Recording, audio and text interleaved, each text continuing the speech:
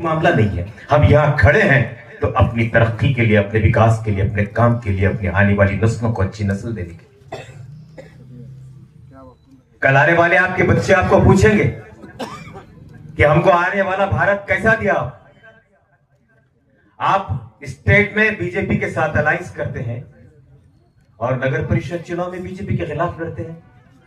कल लोहे के अंदर अजीत दादा पवार आकर बीजेपी के बारे में बुरा बुरा कहते हैं तो आज देवेंद्र फडणवीस आके अजीत दादा को बुरा बुरा कहते हैं। ये क्या है रे? आओ रे चोरो बांधो भारा, आधा तेरा आधा मेरा।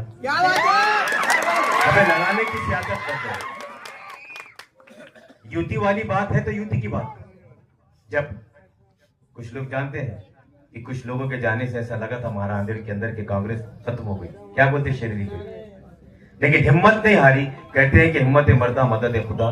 कैमरा खड़ा हुआ है, मेरे अल्फाज इलेक्शन कमिश्नर जाते हैं तो जाने दीजिए, मैं आपका साथ देने के लिए तैयार हूं कि एक शख्स के जाने से अगर सियासत खत्म हो जाती तो आपके पहले आपके पिताजी चले गए थे, उसी दिन कांग्रेस खत्म हो जाती थी। आपके बीजेपी में जाने से हम खत्म नहीं थे बल्कि हम मजबूत हो।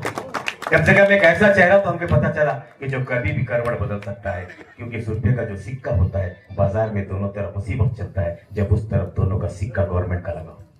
तो तुम गवर्नमेंट के सिक्के वाले थे नहीं, ईडी के डर से बीजेपी में चले गए और आप कहने लगे कि मेरे बगैर नांदेड़ जिले के अंदर कांग्रेस को कौन संभालेगा। हमने उन्हीं के गढ़ में खड़े होकर कांग्रेस के उम्मीदवार, पहले उनके पिताजी बसंत चौहान को चुनकर दिया, उनके निधन के बाद फिर उनके बेटे रविंद्र चौहान को कांग्रेस को चुनकर दिया। ये देख की ताकत थी, ये आपके वोट थे कि आपने सच्चाई के साथ खड़े रहने का काम किया, किसी दोगले के साथ नहीं। और आज तो मुझे ये भी पता चला है होटल के अंदर कि बीजेपी से भी उम्मीदवार खड़े, वो भी मुस्लिम।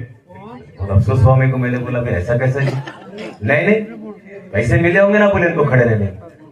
बोला पैसे खड़े रहने के लिए नहीं मिले, पैसे इसलिए मिले हैं कि मेरी कौम की वोट काटा जाए।